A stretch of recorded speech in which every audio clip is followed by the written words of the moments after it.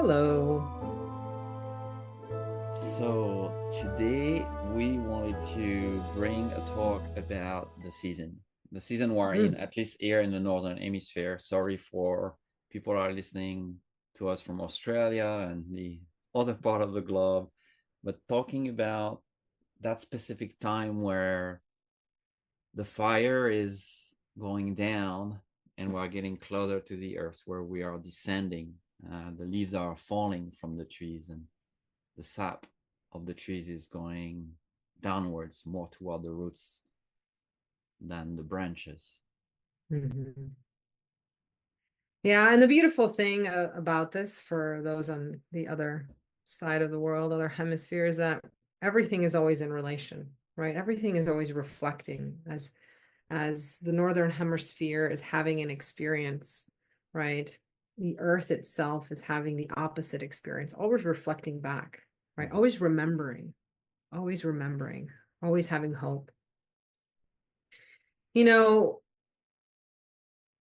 a lot of indigenous knowledge is very practical, and in that practicality, it's mystical at the same time. And so when we talk about the seasons and the medicine of a season, it's just what, Angel said. Part of it is that shift in the cycle of how trees change. And so that medicine is held by that imagery. I love that you brought sap, right? What's happening? When do we gather sap? Why do we gather sap at certain reasons? Sometimes the medicine of that fall is not revealed till that time comes because things have to die or things have to fall for them to be revealed. Just think about, when you are out there gathering, right? Or the squirrels are gathering nuts, right? They couldn't gather those nuts in the summer, right? That's not the medicine because that's not where the tree is at. So I want to bring that practical aspect because a lot of the times people who are listening to this or who are exploring seasons and elements as medicine only visit nature. They don't live in it. And so, again, indigenous knowledge is observational, it's being in deep relationship with shifts and working with those shifts to be in that balance of what is happening. Mm. Part of the medicine of the fall is the medicine of time, right? Time is a construct. But what is so beautiful about it as we go to our guide and our friend the sun, it is teaching us about rest, teaching us about a time of winding down. And I know, Angel, you and I were talking about earlier, we're ready for it. We are ready for that. Already. And yet we live in a society that looks at these months, right? Even some of them have this phrase called OND in the sales world of this is the time where you're supposed to produce the most, sell the most, consume the most. Yet nature is telling us it's time to slow down. Mm. So, what are ways, Angel, that we can live in this world, but not of it, as we sit with the sap, the acorns, the trees, the sun going down? How can we be part of that cycle when we're living in a world that is trying to pull us out of that cycle? Mm. Yeah, and first we really need to be aware of that. Be aware that there is this uniform way of being during the year because of the way the calendar is construct, the way there's a back to school in September. There is, all those holidays coming up right now until the end of the year. And our ancestors, right now, they were finishing the harvest. Pretty much, this was the time where they knew if their work of the year was going to be enough to survive the winter. And if you start looking at the moon and how they had names, and you can see that this was time, okay, we're harvesting. So we just got our corn harvested. We got all the nuts that are now on the ground. And nature is giving us some of the last fruits and giving us the one that lasts very long, like the apples. Nature is really good at knowing, obviously, because she knows all of it. She's giving us the apple now and the sweet little berries earlier in the spring that can't really keep. So right now we have harvested, and for me, I always say, well, look at all the work you've done and really enjoy the harvest. Harvest was a time of celebration. It was not a time of, oh my God, the winter is coming. No, it's like beautiful. But we're also knowing that we are going into the time of scarcity of light, where life seems to be on pause a little bit. In fact, it's the time of restoration. The winter is a time of rest and preparation for the next cycle. And we all know what happens if we don't sleep enough, right? We're having a really hard day. But do we really know what happens if we don't take the proper season to slow down? I don't think we perceive it in the same way because we're always on the go. Mhm. So it's a really good time to observe what nature is doing and to see what can we incorporate into our schedules to mimic, to align, to weave, to blend with those cycles. Going to bed earlier, like my chickens are doing right now. Right, the days are shortening, so we increase the amount of sleep and rest. We also increase the amount of being around the fire, story time. This was the winter where we would make the fire, not only to stay warm, to protect us from the wild animals, but because we spent more time, the night were longer, there would be less time foraging, less time doing work on the land. We will have more time as community. So it's also a time of community. And maybe that's why we have those holidays around the tables, right? Because it was a time of, yes, let's get together and let's hold each other through those cold months.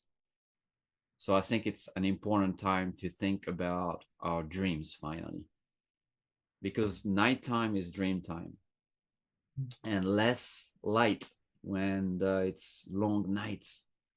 There's longer time with the sky beings, with the stars, with these ancient ancestors Mhm. and beings that brought us our waters, that brought us our dreams.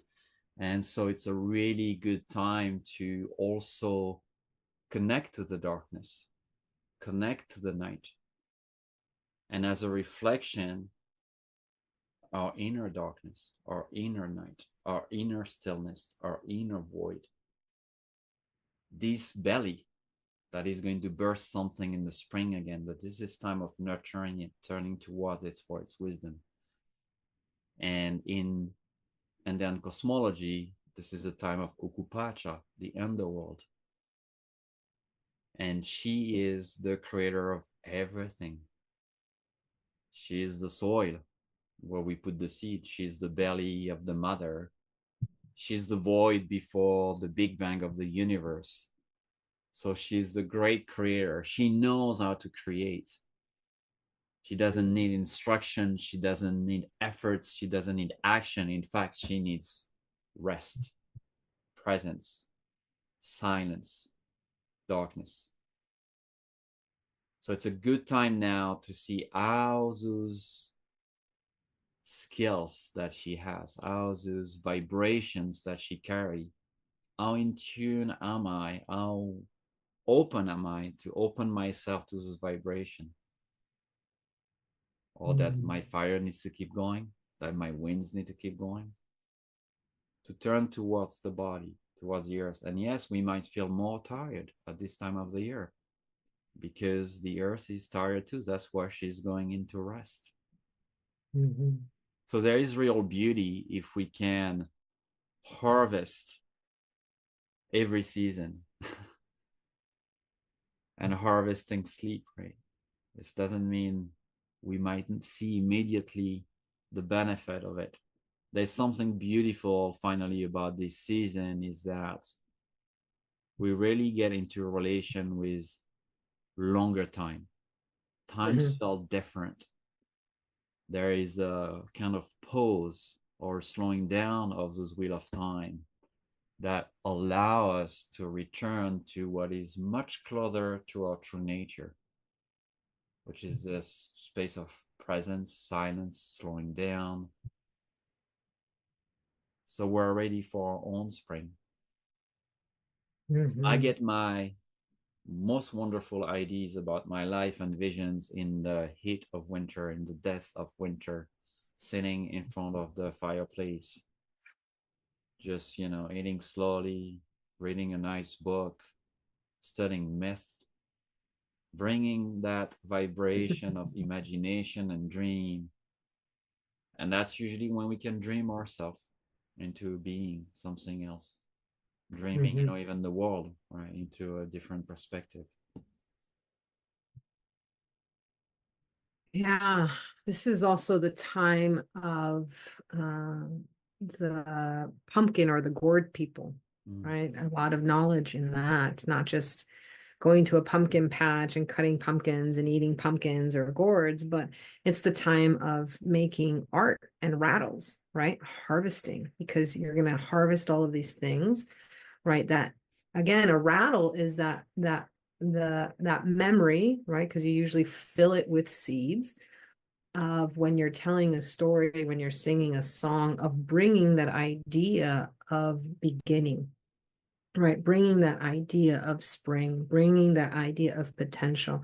Hence, rattles were always ceremoniously starting to collect the items to be made in dream time in the north, right? Made in that time of all of our ancestors, where we told stories with seeds and bones and stones. So this was an exciting time also for artists and also for craftspeople, an important time. It was also a time where you collected and were able to make a lot of the dyes necessary, right, to gather the when you harvested the wool from last winter, the dyes that you made over the summer and with the plants, right, to then start actually weaving. Now you waited, weaving beautiful blankets that you needed for the winter. So it's so important. So then, and these blankets many times were traditionally with patterns and stories of what happened that year or your family, or also specific for dreaming, for what are you going to plant in that dream time. So again, the medicine of the season is not just the medicine that you get to harvest through your gut, through your imagination. I love that you brought up apple, but how do we go into this underworld? How are we preparing for dream time? Whether it's making sure we're warm, making sure we have enough wood for the fire, sitting with darkness, mm, right? Sitting with darkness and stillness, right? Not trying to push through an extra hour of light to do something, but accepting what it is.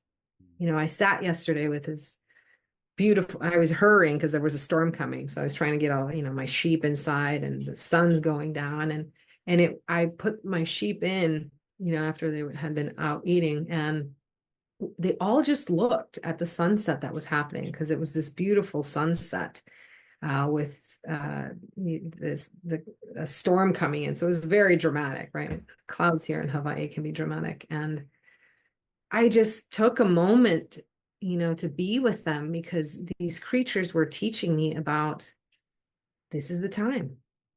mm, This is the time. And of course, they wanted to stay out later to eat more, but they also knew the safety of being closer to home. And so sitting with a being and a creature who is also getting ready, who is growing, growing their wool because they need to be warm. And that medicine of what they also understand, to take the time. You have, you're going to have a shorter day to eat. So what does that mean? How do I prepare? How do I grow? How do I get warm? How do I take time to really look at that sunset, at the clouds, as they move and they change? Here in Hawaii, it's, we don't have snow. I mean, we do on the mountaintops, but it's the time of a shift of season, of rain season. And Mm, so whether you have the four defined seasons, a lot of people like them. There are places in this world that see their seasons in a very different way. mm, And harvest is a huge signifier of what that seasonality looks like, the fruit that is necessary, right? To keep people through either storms, whether they are rain or snow. And I think that's so important. This is the time of the shifting of water. mm, This is where water is going to start later on to freeze, to become solid in the winter. This is the time where it's in the cloud people. So this is also a different relationship with the cloud people during this time, how they are gathering the seeds to become rain, the seeds to become snow. And so that shift as well, it's not just humans, it's not just plants, it's not just animals, but all of the beings, right? The trees and the clouds are gathering right now. So I hope that we can take time to gather together, whether we take a little extra time bringing in the sheep, and if you don't have sheep, bringing in, the children, right, who want to play longer, or any being out there, and sit really with this excitement of what it means to prepare for dream time to be with the ancestors, because that's what we're shifting into in the winter. mm, And so it is a celebration because they will be closer to us soon. And they were the ones who taught us how to plant, the ones who taught us how to harvest, the ones who taught us about the sap rising and falling, the one who taught us about the moons.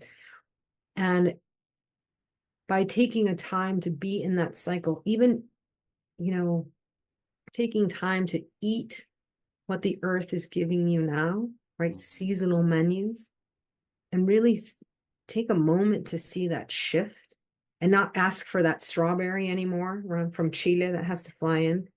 Sit with what the earth is giving to us now in the season is such good medicine. And it's just a simple way that you can feed your soul every day by not trying to go outside of time and get what is not out of season, but just sit with the season and the bounty of what we need now. Beautiful. Hmm. thank you. Making me hungry. Yes, me too. I want to eat that apple, watching the sunset and the leaves falling.